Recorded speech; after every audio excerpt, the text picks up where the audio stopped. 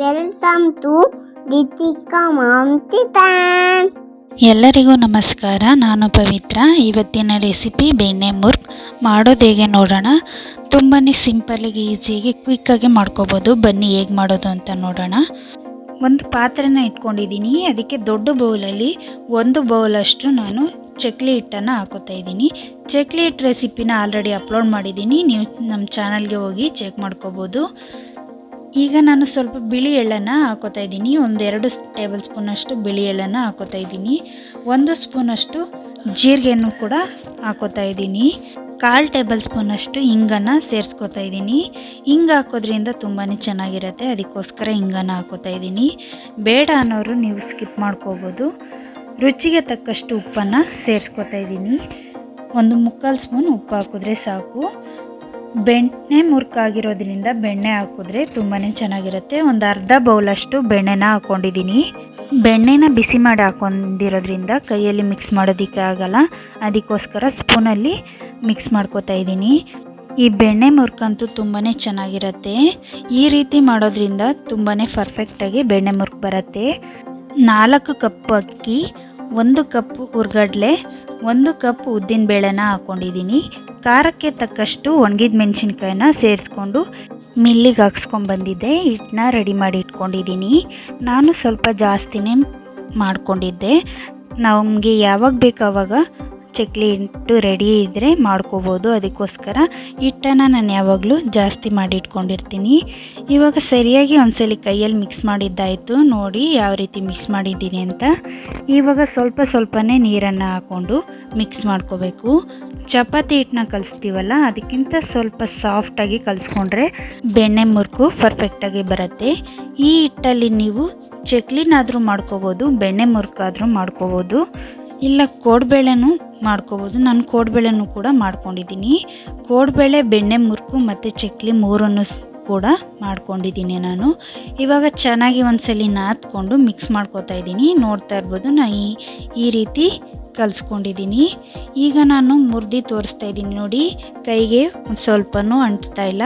ಈ ರೀತಿ ಬಂದರೆ ನಮಗೆ ಬೆಣ್ಣೆ ಮುರುಕು ಪರ್ಫೆಕ್ಟಾಗಿ ಬರುತ್ತೆ. ನಾನು ಸ್ವಲ್ಪ ಕೋಡ್ಬೇಳೆನೂ ಮಾಡ್ಕೊಳ್ಳೋಣ ಅಂತ ಮಾಡ್ಕೋತಾ ಇದ್ದೀನಿ. ಸ್ವಲ್ಪ ಹಿಟ್ಟನ್ನು ತಗೊಂಡು ಒಂದು ಮಣೆ ಮೇಲೆ ಈ ರೀತಿ ಮಾಡ್ಕೋತಾ ಇದ್ದೀನಿ. ಸ್ವಲ್ಪ ನಮಗೆ ಯಾವ ಸೈಜಲ್ಲಿ ಬೇಕು ಆ ಸೈಜಲ್ಲಿ ಮಾಡ್ಕೋಬೋದು. ನಿಮಗೆ ಚಿಕ್ಕದಾಗಿ ಬೇಕಾದರೂ ಮಾಡ್ಕೋಬೋದು, ದೊಡ್ಡದಾಗಿ ಬೇಕಾದರೂ ಮಾಡ್ಕೋಬೋದು. ನಾನು ಈ ರೀತಿ ಮಾಡ್ಕೊಂಡಿದ್ದೀನಿ, ನೋಡ್ತಾ ಇರ್ಬೋದು ನೀವು. ಸ್ವಲ್ಪ ಕೋಡ್ಬೇಳೆನ ಇದೇ ರೀತಿ ಮಾಡಿ ಇಟ್ಕೋತಾ ಇದ್ದೀನಿ. ನೋಡ್ತಾ ಇರ್ಬೋದು, ಈ ರೀತಿ ಮಾಡಿಕೊಂಡು ನಮಗೆ ಯಾವ ಸೈಜಲ್ಲಿ ಬೇಕೋ ಆ ಸೈಜಲ್ಲಿ ಮಾಡ್ಕೋಬೋದು. ಒಂದೇ ಹಿಟ್ಟಲ್ಲಿ ನಾನು 3 ಕೂಡ ಮಾಡ್ಕೋತಾ ಇದ್ದೀನಿ. ತುಂಬಾ ಪರ್ಫೆಕ್ಟಾಗಿ ಬರುತ್ತೆ. ತುಂಬ ಸಾಫ್ಟಾಗಿ, ತುಂಬ ಕ್ರಿಸ್ಪಿಯಾಗಿರುತ್ತೆ. ನೀವು ಇದೇ ರೀತಿ ಒಂದ್ಸಲಿ ಟ್ರೈ ಮಾಡಿ ಹೇಗೆ ಬಂತು ಅಂತ ನನಗೆ ಕಮೆಂಟ್ಸ್ನಲ್ಲಿ ತಿಳಿಸಿ. ನಿಮಗೆ ಯಾವ್ದಾದ್ರು ಹೊಸ ರೆಸಿಪಿ ಬೇಕು ಅಂದ್ರೂ ಕೂಡ ಕಮೆಂಟ್ಸ್ನಲ್ಲಿ ತಿಳಿಸಿ, ಆದಷ್ಟು ಬೇಗ ಅಪ್ಲೋಡ್ ಮಾಡ್ತೀವಿ. ಈಗ ಪಕ್ಕದಲ್ಲಿ ಒಂದು ಬಾಣಲಿನ ಇಟ್ಕೊಂಡಿದ್ದೀನಿ. ಅದಕ್ಕೆ ಎಣ್ಣೆನ ಹಾಕ್ಕೊಂಡು ಚೆನ್ನಾಗಿ ಬಿಸಿ ಆದಮೇಲೆ ನಾವು ಕೋಡ್ಬೇಳೆನ ಮಾಡ್ಕೊಂಡಿದ್ವಲ್ಲ, ಅದನ್ನು ಎಣ್ಣೆಗೆ ಹಾಕಿ ಚೆನ್ನಾಗಿ ಬೇಯಿಸ್ಕೊತೀನಿ. ಎಲ್ಲ ಕೋಡ್ಬೇಳೆನೂ ಎಣ್ಣೆಗೆ ಹಾಕ್ಕೊಂಡು ಬೇಯಿಸ್ಕೊತಾ ಇದ್ದೀನಿ. ನಾನು ಕೋಡ್ಬೇಳೆನ ಸ್ವಲ್ಪನೇ ಮಾಡ್ಕೊಂಡಿದ್ದು, ಅದಕ್ಕೋಸ್ಕರ ನಾನು ಒಂದು ಬ್ಯಾಚ್ ಮಾತ್ರ ತೋರಿಸ್ತಾ ಇದ್ದೀನಿ. ಬೆಣ್ಣೆ ಮುರುಕನ್ನ ಜಾಸ್ತಿ ಮಾಡ್ಕೊಂಡಿದ್ದೀನಿ ನಾನು. ಇವಾಗ ಸರಿಯಾಗಿ 2 ಸೈಡು ಬೇಯಿಸ್ಕೊಂಡ್ರೆ ಸಾಕು, ನಮಗೆ ಕೋಡ್ಬೇಳೆ ಪರ್ಫೆಕ್ಟಾಗಿ ಬರುತ್ತೆ. ನೋಡಿ, ಈ ಥರ ಬಬಲ್ಸ್ ಎಲ್ಲ ನಿಂತೋದ್ಮೇಲೆ ನಾವು ತೆಗೆದುಬಿಡಬೇಕು, ಇಲ್ಲಾಂದರೆ ಸೀದೋಗ್ಬಿಡತ್ತೆ.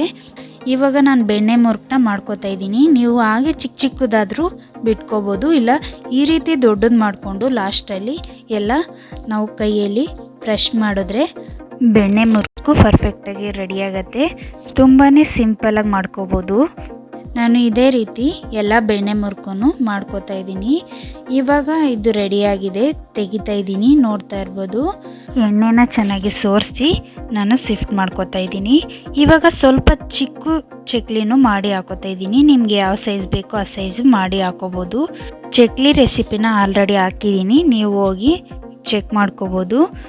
ಚಕ್ಲಿ ಹಿಟ್ಟು ಮತ್ತು ಚಕ್ಲಿ ಎರಡನ್ನೂ ಕೂಡ ಅಪ್ಲೋಡ್ ಮಾಡಿದ್ದೀನಿ.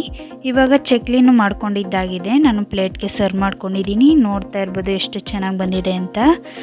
ತುಂಬಾ ಸಿಂಪಲ್ಲಾಗಿ, ತುಂಬ ಈಸಿಯಾಗಿ ಮಾಡ್ಕೋಬೋದು. ಬೆಣ್ಣೆ ಮುರುಕು ಸರ್ವ್ ಮಾಡ್ಕೋತಾ ಇದ್ದೀನಿ.